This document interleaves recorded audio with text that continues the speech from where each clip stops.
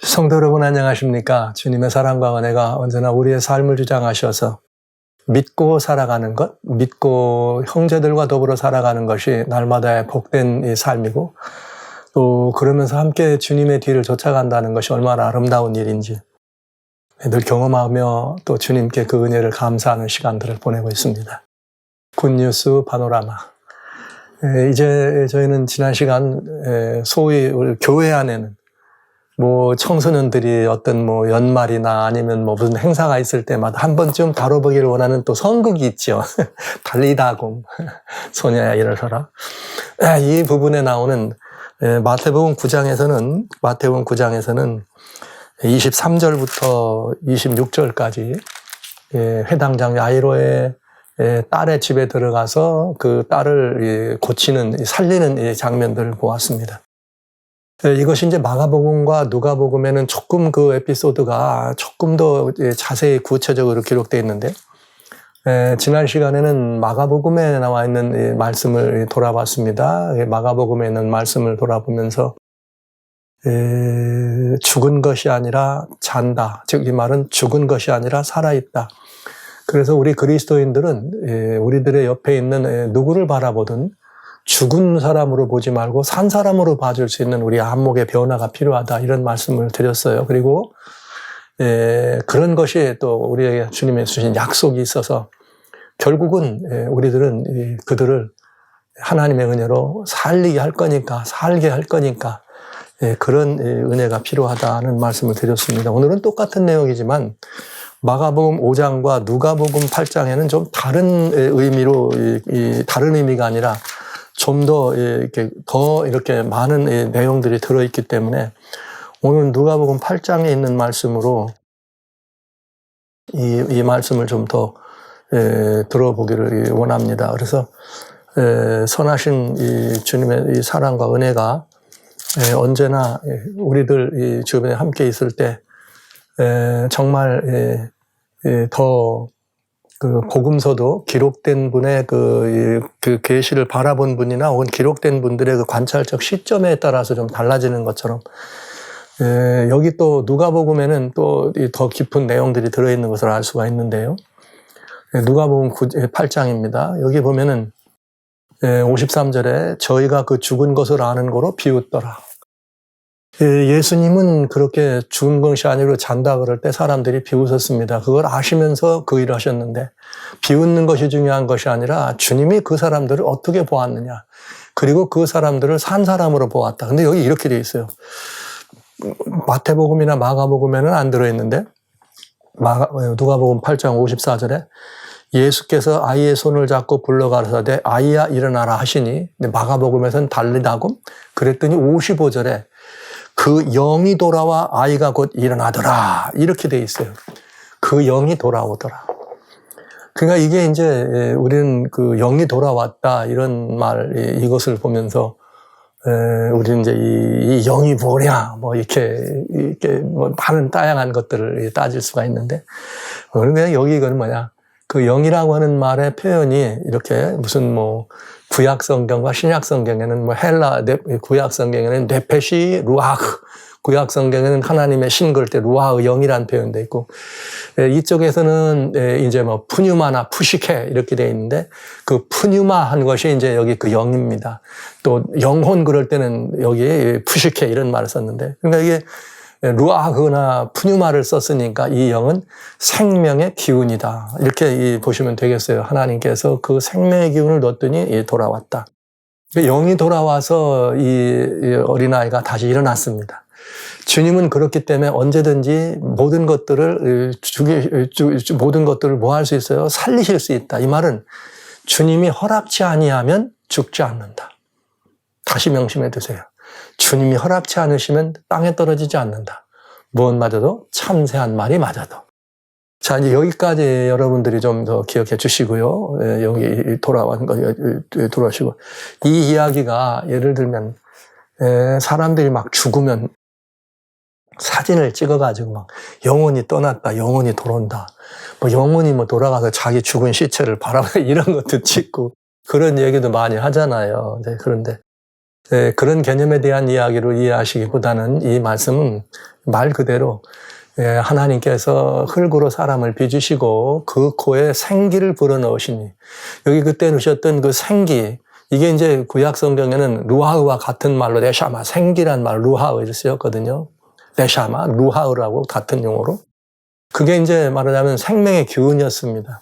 영이라고 번역되고 하나님의 신이라고 번역되고, 여기도 마찬가지로 이제 그 영이라고 된 것은 헬라에 들어올 때는 다시 말씀드리지만 푸니우마, 그러면서 이게 이제 우리가 말하는 영혼, 부식해, 이게 우리의 그 인식하고 깨닫는 우리의 기능들이 들어갔다 나왔다는 이것이 아니고 하나님께서 취하여 가졌던 생명의 기운을 내놓으시는 이런 장면이죠. 영이.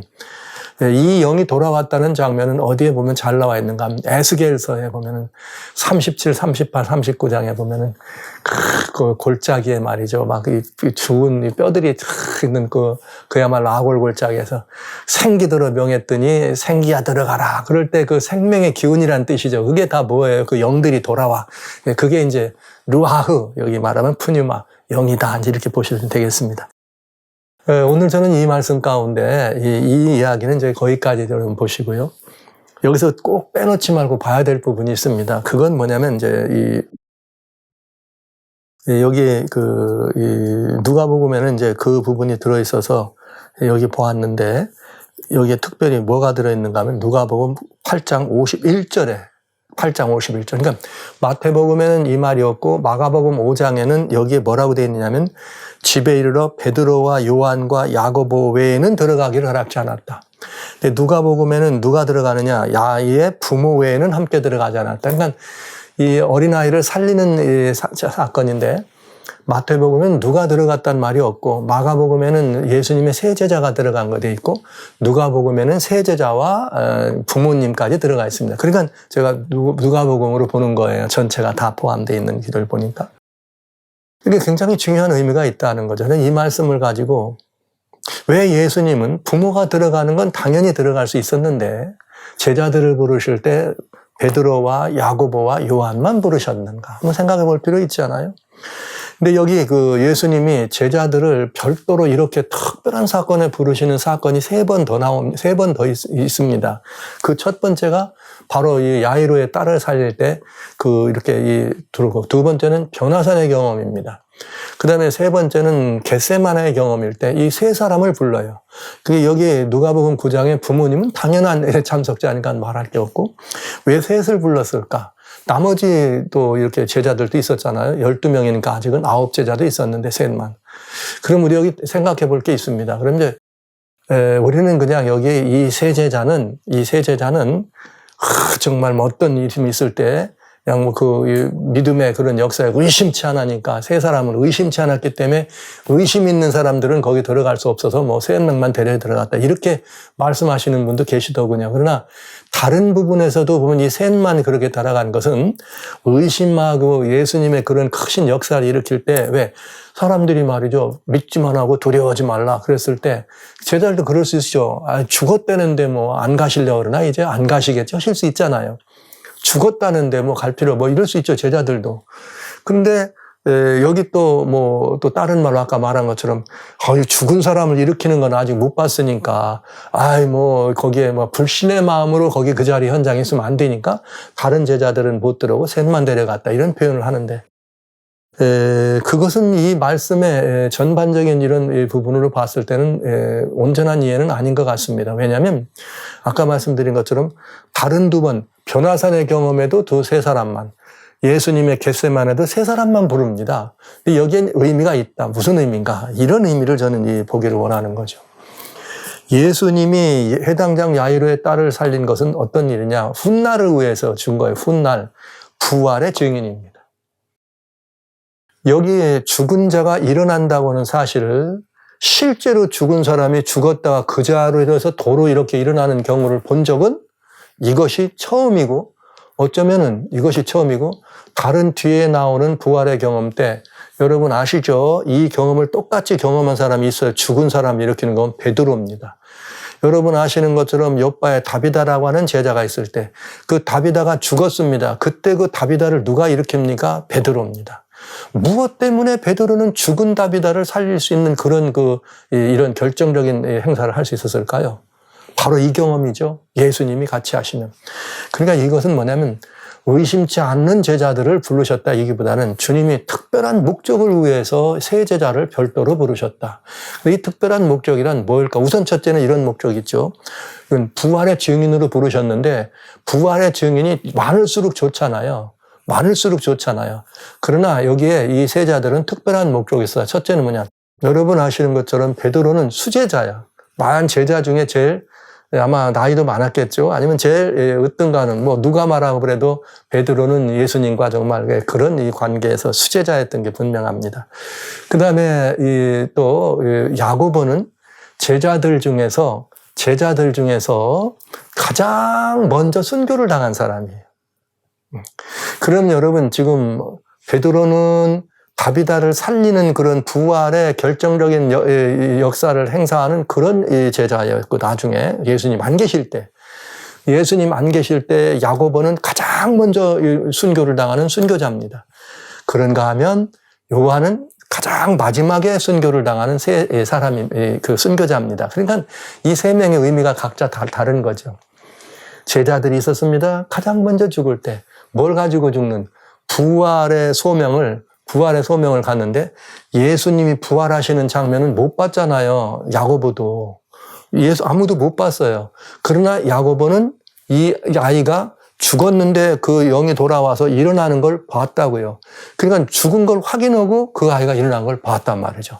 그러니까 가장 먼저 부활의 정말 부활의 소망을 가진 그런 제자로서 이 야고보가 그렇게. 요한도 마지막으로 반모산에 그렇게 끌려가서 마지막 그랬다가 다시 또 이러지만은 맨 마지막에 제자들 중에서는 맨 마지막에 순교장의 자리에 들어가지만 그는 어떤 모습이었는가? 맨 마지막이었지만 결국은 요한도 또 부활의 결정적인 증거를 가진 사람으로 이렇게 보는 거죠. 예수님이 살아나신 예수님은 보았지만 예수님이 살아나시는 장면은 못 봤잖아요. 그러나 이 세 사람은 거기에 현장에 들어가는 부활의 증인으로 이들을 참여시키는 걸 봅니다. 그래서 제가 이런 생각을 하네요. 제자들이 많이 있었다. 근데 여기 예수님의 제자들은 보면은 성경 속에는 120제자 혹은 70제자 이런 표현도 하잖아요. 120명의 제자가 있었고 또는 복음서에는 70제자를 보내는 사건이라는 70제자. 그 중에 누가 있어요? 12제자.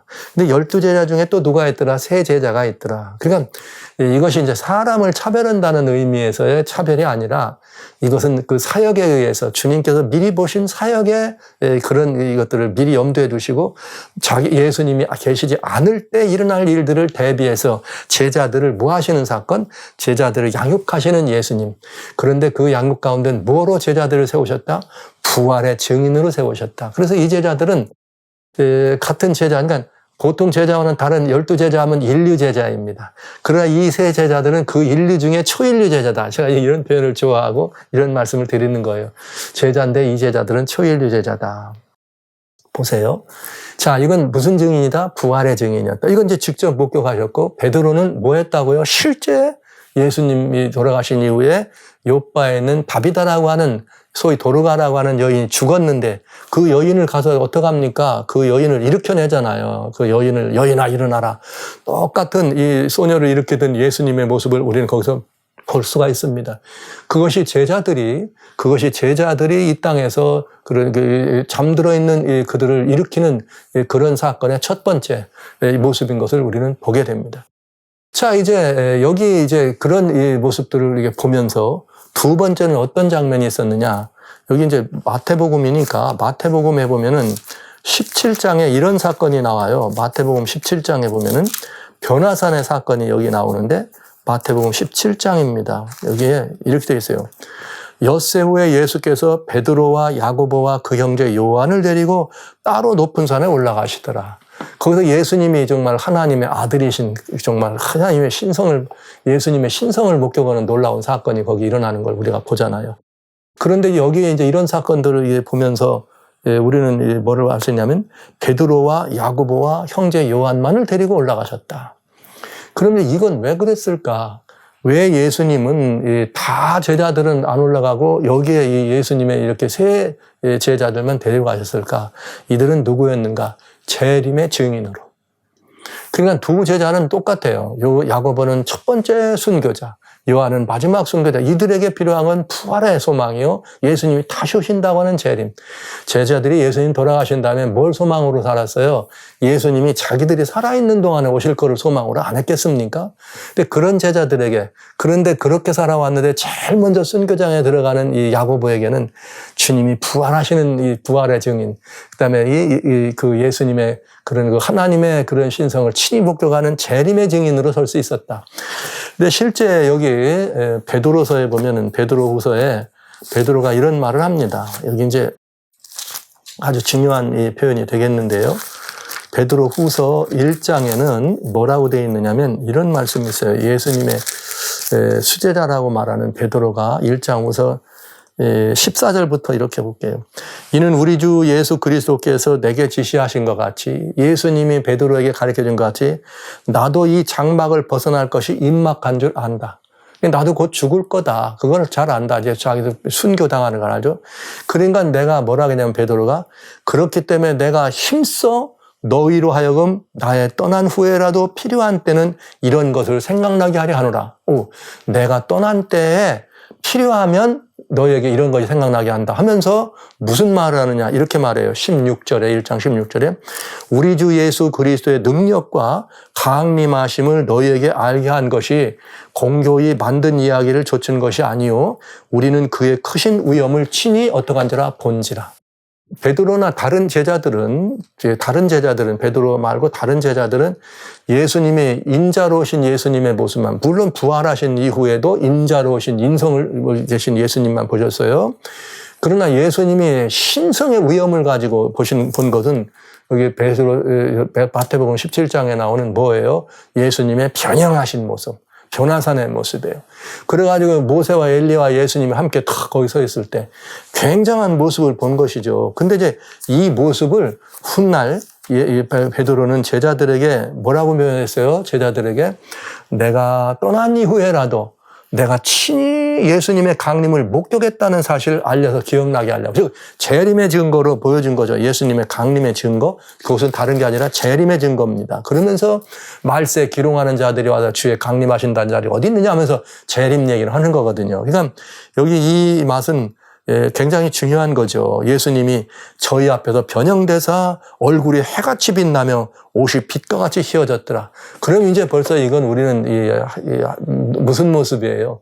오같이 해같이 빛나는 이런 모습 없는 예수 그리스도, 신성을 입으신 예수님의 모습을 우리는 볼 수 있는 거죠. 그러니까 베드로는 그 모습을 친히 봤다. 근데 이것을 그러니까 베드로가 제자들이 얘기한 걸 보면 이들에게만 특별히 이것을 먼저 주신 이유는 뭘 보여준 거예요? 예수님의 재림의 결정적인 증거를 보여주신 거죠. 그러면 제자들이 다 올라가도 변화선 같으면 괜찮았을 때 왜 특별히 셋만 데려갔을까? 이런 의미. 그래서 첫 번째 제자, 첫 번째 순교, 마지막 순교. 그리고 정말 그 제자들의 이들에게 예수님이 그걸 보여주시는 것은 곧 뭘 의미하느냐.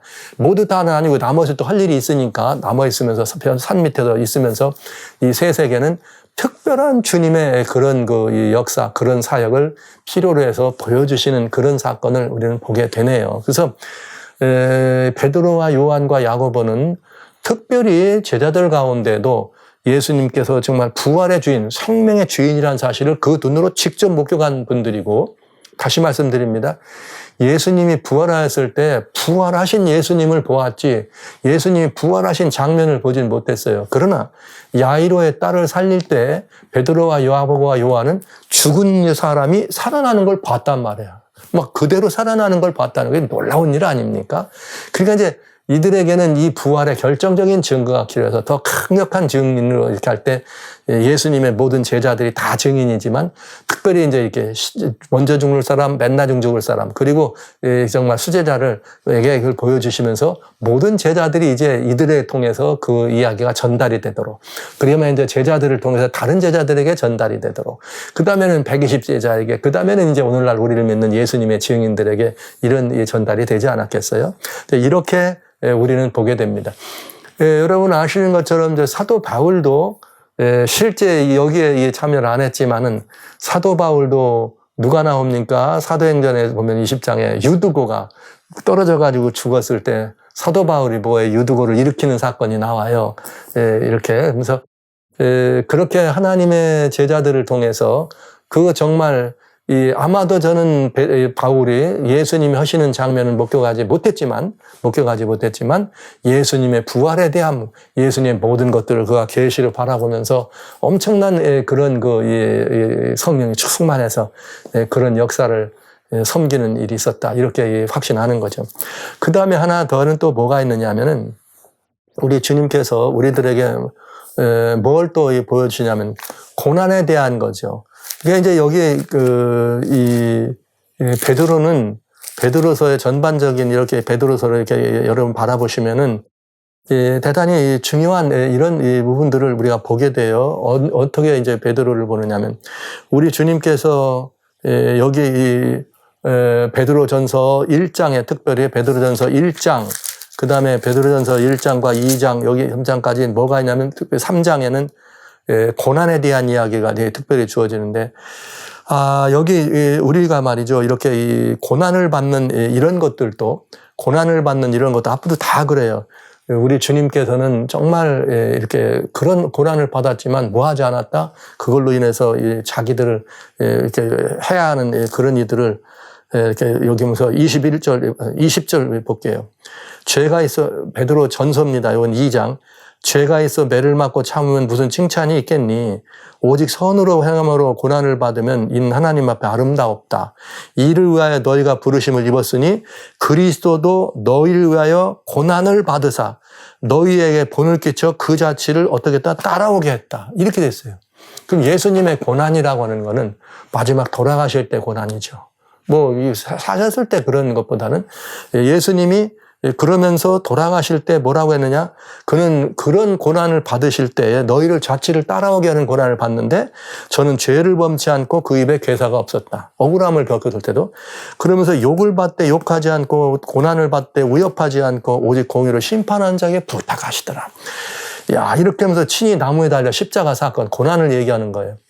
그러니까 이것은 뭘 말하느냐? 고난의 증인이야. 여기 세 번째 주님께서 이 베드로와 야고보와 요한만을 따로 부르는데 뭘로 부르시느냐? 고난의 증인으로 부르셨대요. 재림의 증인이 아니라. 그 장면이 어디에 나오느냐? 이제는 여기 마태복음 26장에 나옵니다. 마태복음 26장에 보면은 예수님께서 제자들을 부르시는데 마태복음 26장 34절부터 여기 보겠습니다. 36절부터 볼게요. 이에 예수께서 제자들과 함께 겟세마네라고 하는 곳에 이르러 제자들에게 이르되 내가 저기 가서 기도할 동안 너희는 여기 앉아 있으라. 다른 제자들은 앉아 있으라. 그러나 37절 베드로와 세베대의 두 아들 요한까지죠. 베드로와 세베대의 두 아들을 데리고 가실새 고민하고 슬퍼하사 말씀하시기를 내 마음이 고민하여 죽게 됐으니 너희는 여기 깨울러 나와 함께 깨어 있으라 이렇게 됐어요. 그러니까 예수님의 제자들이 겟세마네 했을 때 예수님이 기도하러 이제 겟세마네 동산에 너희는 여기 앉아 있어. 그리고 너희 셋은 이리 와. 따로 데려갔단 말이에요. 그러면서 정말 피 같은 이 땀을 흘리면서 아버지 이 자 내게서 가져가 주시라. 그러나 내 말을 데려오지 말고 아버지의 원대로 하시라는 기도를 드려집니다. 인류의 구원을 위한 마지막 정말 놀라운 기도를 드려지는 그 장면을 뭐하도록 목격하는 그 장면의 뭘로? 증인으로. 무슨 증인입니까? 고난의 증인으로. 예수님이 여기 이제 피 같은 땀을 흘리셨다. 이런 말을 어떤 분들은 정말 예수님은 이미 이때 그야말로 심장이 파열되는 이 고통을 겪으셨다. 이런 표현을 하시는 분들이 계십니다. 정말 능히 그러실 수 있겠죠. 얼마나 고민됐으면 피 같은 땀을 흘렸다. 이렇게 했으니까 그런 표현을 한 거예요. 그러니까 이 세 제자들은 특별히 무슨 증인이다? 고난의 증인이었다. 그래서 베드로가 뭐라 그래요? 주님은 우리를 따라오도록 주님의 고난에 우리를 뭐하도록 참여하게 하는 그 고난의 증인을 이렇게 증인으로 고난의 증거를 가진 사람으로 베드로와 이 세 증인을 찾았습니다. 아까 또 예수님의 이야기와 마찬가지로 이거를 사도 바울은 뭐라 그랬는가 하면 바울은 그 자리에 없었지만은 골로새서에 보면은 바울은 이런 말을 했어요. 골로새 1장입니다. 1장에 24절에 무슨 말이 있는가? 이제 십자가 비슷한 말 얘기하면서 그 고난의 증인이 왜 필요한가 이런 의미예요. 골로새 1장 24절에 내가 이제 너희를 위하여 괴로움을 기뻐하고 그리스도의 남은 고난을 그의 몸된 교회를 위하여 내 육체에 채우노라 이렇게 돼 있어요. 자, 예수님의 남은 고난이 있다 이렇게 돼 있잖아요. 예수님이 십자가에 달려 돌아가셨으면 끝났는데 왜 남은 고난이냐? 주님의 그 남은 고난을 뭐로 보셔야 되느냐? 하나님의 주님의 교회. 주님의 교회가 감당해야 될 그 모든 고난의 짐들을 바울은 뭐라 그랬어요? 주님의 남은 고난이었다. 이 얘기를 베드로는 뭐라고 한 거예요? 주님이 우리들에게 당신을 따라오도록 그 자취를 따르도록 우리를 뭐했다? 보여줬다. 그런데 어떻게 하셨다? 자기를 위협받고 협박받고 그렇게 하지만 하나님은 자기가 이게 모욕을 받으시지만 그 모욕을 갚기 위해서 위협하지 않고 자기가 억울하게 당하지만 그들을 협박하지 않으면서 말없이 그 고난의 길을 어떻게 하시다? 걸어가셨다는 고난의 증인. 그래서 이제 예수님의 제자들 가운데는 주님의 남은 고난에 참여할 수 있도록 그 제자들을 부르는데 특별히 세 제자를 불렀다. 왜 세 제자다? 베드로는 무슨 제자예요? 제자들 중에 가장 이렇게 수제자였다. 야고보는 가장 먼저 순교, 요한은 어떻게 가장 나중 순교. 그러니까 요한이 제일 먼저 고난의 자취를 따라간 사람이잖아요. 그러니까 요한에게는 그 고난의 증인으로 내가 바로 그 고난의 증인이다. 그래서 예수님이 직접 그런 말씀을 하신 거예요. 이제 앞으로 나중에 또 나오지만은 예수님께서 그 세베대 말하자면 야고보와 요한의 어머니가 예수님을 따라가고 두 제자를 따라가고 주여 그러면서 이 두 아들을 탁 때려가면서 예수님 나라에 임하실 때 이 두 아들을 주님의 이 오른편과 왼편에 놔주세요 막 이렇게 했더니 그 예수님께서 뭐라고 말씀하신 그렇게 주는 상금은 내 원이 아니다 이렇게 얘기하면서 너희들이 과연 그러나 내가 마시는 이 침례를 너희가 받을 수 있을까? 즉 말하는 이 침례란 말은 주님의 죽으심을 의미하니까 이 죽으심에 참여할 수 있을까 하면서 이 둘에게 그런 은혜를 입힙니다. 그랬더니 정말 왼쪽과 오른쪽에 뭐가 되는 거예요? 가장 먼저 죽임을 받고 가장 나중에 순교하는 그런 형제가 됩니다. 이 영광스러운 일이었죠. 그들에게는. 그러니까 이건 뭐야? 주님이 십자가에 돌아가시고 부활 성취를 하신 이후에 주님의 몸된 교회가 감당해야 될 주님의 고난, 십자가의 뒤를 따라가는 사람들이 겪어야 될 주님의 남은 고난에 참여하는데 그 고난을 이기도록 하는 제자들을 향해서 그 고난을 이기도록 하기 위한 증인들을 위해서 주시는 증인으로 고난의 증인으로 참가할 수 있도록 한데 세 제자를 불러서 따로 했다. 그러니까 정말 제자 12제자 하면 인류 제자죠. 다 훌륭한 제자죠. 그러나 인류 중에 초인류가 있다. 이건 뭐냐? 예수님의 부활의 증인, 부활의 권능의 증인, 예수님의 재림의 증인, 신성에 이거 모셨던 재림의 증인, 주님의 고난의 증인을 그 증거를 가진 증인으로 이 세 분을 별도로 부른 것을 볼 수가 있습니다. 그러니까 여기 이 세 사람을 딱 불렀다는 것이 다른 의미로 뭐 사람들을 차별해서 이런 의미가 아니라 이 세 사람들에게 그런 상징적인 의미로 이런 증거를 가진 증인으로 제자들을 세우셨다고 하는데 큰 의미가 있다. 그러면서 이 나중에 훗날 요한은 계시록에 뭐라고 기록합니까? 계시록 12장 17절에 주님께서 물론 계시록 1장부터 말이죠. 나 요한은 예수님이 본 것들을 다 그리스도의 증거를 가진 자. 그래서 증거를 가졌기 때문에 이 증거로 인하여 뭐 받아요? 내 예수님의 증거로 인하여 내가 그의 고난에 참여했다. 그러니까 이게 뭐예요? 예수님의 증거, 부활의 증거, 여기 또 뭐예요? 재림의 증거. 그것 때문에 뭘 하는 거예요? 그 고난의 증거. 요한이 그렇게 말하는 것입니다. 그래서 이 세 증거들은 우리들에게 아주 중요해요. 그래서 부활의 증거, 재림의 증거, 그 주님의 남은 고난, 이 고난의 증거란 말은 무슨 증거에 말하자면 십자가의 증거죠. 그러니까 예수님은 돌아가실 때 십자가에 베드로가 나무에 달려 돌아가셨다. 우리들로 뭐라 그래요? 나의 십자가를 자기 십자가를 지고 나를 조철하셨잖아요. 그러니까 우리들이 주님의 가신 길을 따라가는 우리들은 주님처럼 뭘 지고 가는 십자가를 지고 가는 거죠. 그러니까 이건 뭘 지고 가는 누구만이 가능해? 그 고난에 따라갔던 고난의 증인들만이 주님과 함께 그 고난의 증거를 가지고 십자가를 지고 따라가는 것입니다. 그래서 이 십자가의 증거, 즉 고난의 증거, 이것을 지고 교회가 어떻게 예수님의 십자가를 높이는 일을 끝까지 하는 상황을 가지게 된 거죠. 그래서 계시록의 요한이 그런 거예요. 계시록 12장 17절에 여자의 남은 자손 곧 누구냐? 예수의 증거를 가진 자들. 사단은 그들을 미워한다. 그럴 수밖에 없겠죠. 가장 미워하는 게 예수의 증인들이겠죠. 그 예수의 증인들은 뭘 가져야 되는가? 부활의 증인이에요. 십자가 고난의 증인이에요.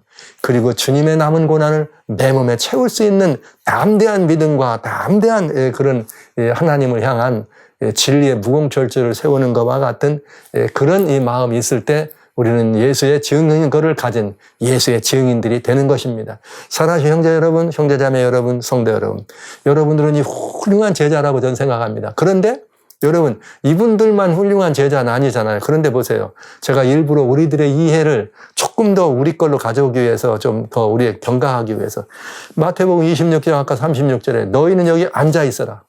앉아만 있어도 되는 제자들이 있었어요. 그러나 너희는 나와 함께 깨어 기도하라. 내 고난에 뭐하라? 함께 참여하라. 이 소리잖아요. 자, 그러면 이제 이 제자들이 확실히 다른 부분이 있어요. 앉아만 있어도 되는 제자가 있고 주님의 고난에 함께 참여해야 될 제자들이 따로 있다. 그런가 하면 지금 여기 무슨 어마어마한 인류의 운명이 이렇게 주장되는 정말 어마어마한 사건이 겟세마네 동산에 이루어지는데 여기에 있지도 않고 예루살렘 성 안에 머물러 있는 다른 제자들도 있잖아요. 그냥 있어도 괜찮은 제자, 앉아 있는 제자, 깨어 있어야 될 제자. 그렇다면 오늘 이 시대는 어떻습니까? 주님 다시 오십니까? 다시 오십니다. 예수님이 십자가에 지시기 전에 그러셨던 것들은 주님이 다시 오시는데 나는 주님 다시 오심을 인하여 깨어서 예수님과 함께 그 고난에 참여하며 마지막 십자가의 증거를 가지고 그 주님과 함께 거기에 참여할 수 있는 그런 믿음으로 깨어있는 제자인가? 아니면 어떻습니까? 주님이 지금 막 그냥 왠지 모르고 오늘따라 주님이 이상해지셨네. 왜 이렇게 슬퍼하실까? 왜 이렇게 힘들어하실까? 하면 왜 그러시지? 그러면서 그냥 앉아만 있어도 괜찮은 제자들인가? 아니면 또 그런 것도 아니고 나는 그냥 뭐 여기서 무슨 일이 나든 말든 나는 그냥 뭐 여기서 그저 하루하루 살면서 예수 믿으면 됐지. 이렇게만 살아가는 제자인가? 여러분은 어떤 편이십니까? 제가 원하기는 그냥 이 세상에 무슨 일이 일어나도 그냥 아무것도 모르고 그냥 하루하루 그냥 믿고 살아가면 되는 거지라고만 생각하고 있는 그런 제자들인가? 아니면 정말 주님이 다시 오신다는 게 분명해서 주님과 함께 하기를 원하지만 그래 뭔가 이렇게 살피지만 앉아있는 이 다른 제자들과 같은 그런가 하면 이 고난받는 주님의 이 현장에 같이 참여하는 물론 베드로나 요한다 야고보도 거기서 같이 잠들었어요. 잠들지라도 주님의 고난에 참여한 그들을 바라보면서 주님이 그들을 부르셨다는 사실이 너무나 아름답습니다. 사랑하는 형제 여러분, 형제자매 여러분, 주님 성도 여러분, 여러분은 지금 어디에 계십니까? 주님의 고난받는 현장에 같이 계신가요? 앉아있나요? 그냥 아무것도 모른 채 계신가요?